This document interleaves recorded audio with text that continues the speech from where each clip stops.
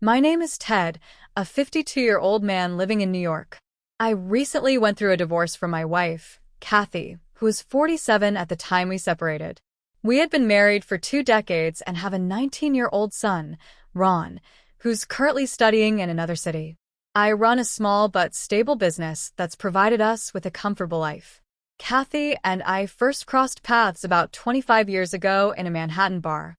It was a typical Friday night out with my buddies, but something about her stood out across the room.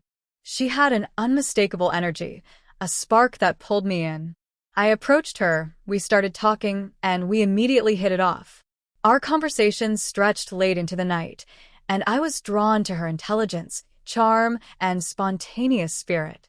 We began dating soon after, and, over the years, our bond grew deeper. I proposed to her in Central Park under the canopy of a big old oak tree, and she said yes. We tied the knot in an intimate ceremony, surrounded by those closest to us. As my business grew, we settled into a life of financial stability. I made sure Kathy had all the comforts she could ask for, nice home, vacations, the works. However, many of Kathy's friends lived in even greater luxury, married to wealthy men who provided lavish lifestyles. Over time, quite a few of them divorced and ended up with significant alimony checks, living lives of indulgence without much responsibility. I never liked the influence of these women and warned Kathy about them more than once. I especially disliked having to pick her up from their parties. Some of them even made advances toward me, which I kept to myself. Kathy always brushed off my concerns and reassured me that those friendships wouldn't affect our marriage.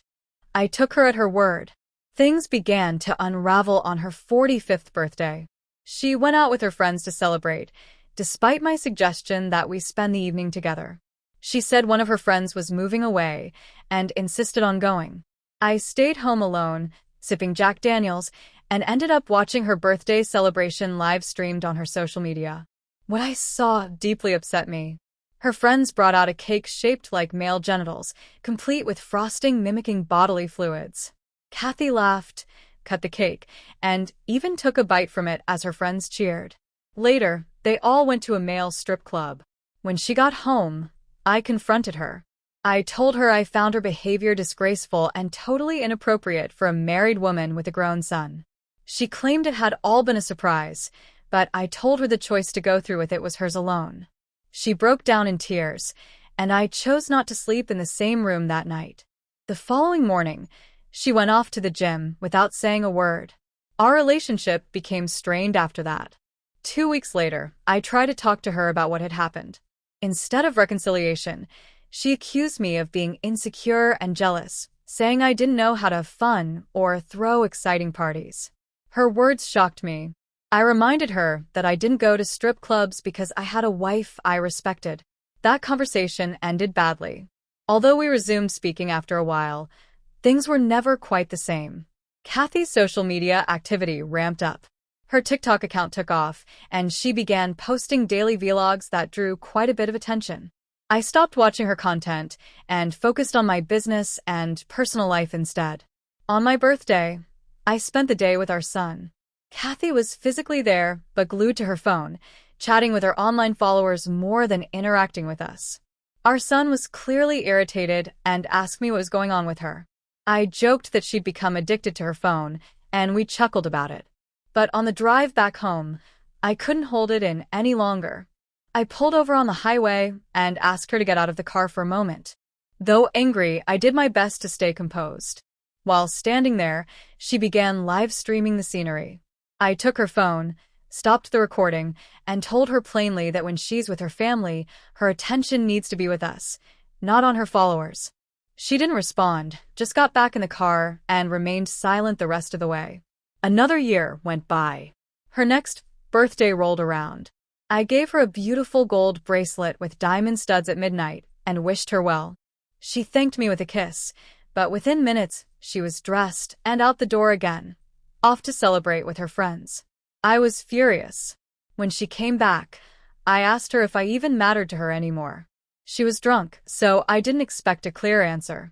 The next morning, I told her we needed therapy because I didn't think our relationship could survive if we kept going like this.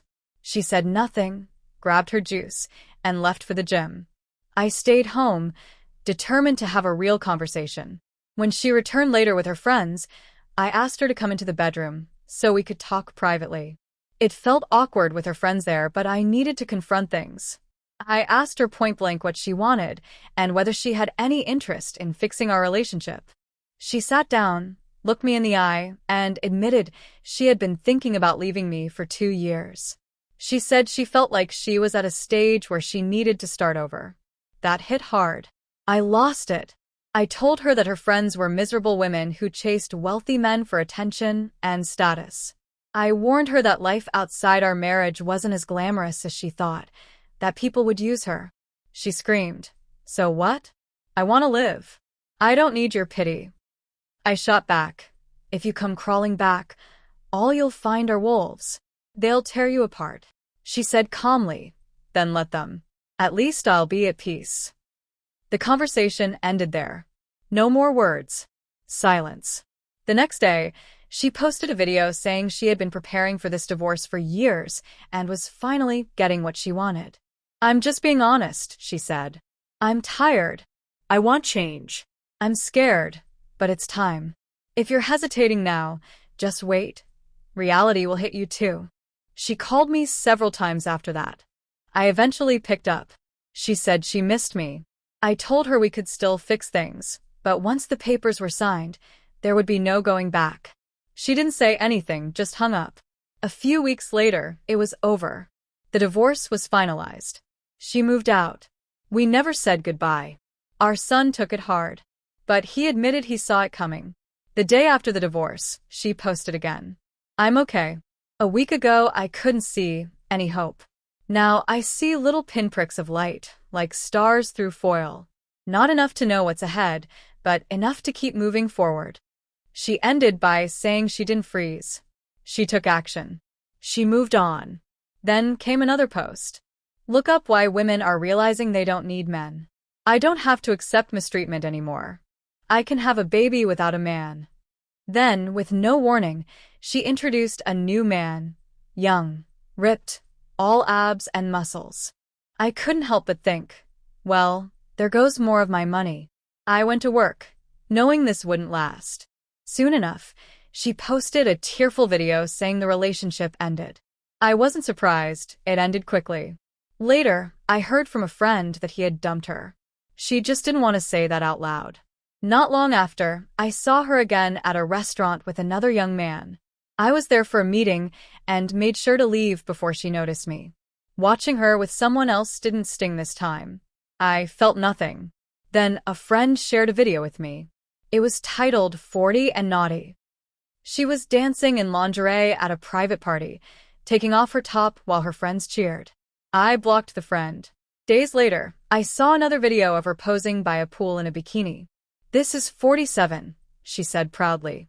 She also posted a link to her Tinder profile, filled with revealing photos, barely covering herself. Soon after, another video appeared. She was out with yet another guy. He didn't seem thrilled to be on camera, pulling his hoodie over his head. It was clear he was just in it for a quick thrill. Later, she posted something different. "I made a choice. Do I regret it? Maybe. Maybe not. I think my marriage wasn't bad. It was decent. My husband loved me. I messed up. I'm a wreck. He warned me, but I didn't listen. I want my life back. I lost my husband. My friends are gone. I just want to go back." Too late. You had your warnings. You wanted to explore. You left. And now that the excitement has faded and the younger guys have moved on, you want to come back? Not happening.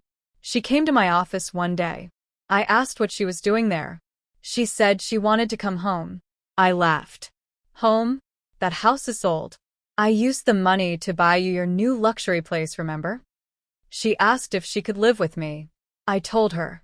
"My bed is taken. My loyal Saint Bernard sleeps there. He doesn't like strangers." She said, "I'm not a stranger." "Yes, you are," I replied. "To him, and now to me. You made your choice. I'm not Will Smith, and you're not Jada. When my wife chooses someone else, I'm done. I don't sit around sulking. I move on." She walked out crying. I went home to my dog. Later, I saw another of her posts. She talked about how hard it is to find love at her age, how the world is cruel, and how she regrets her decisions.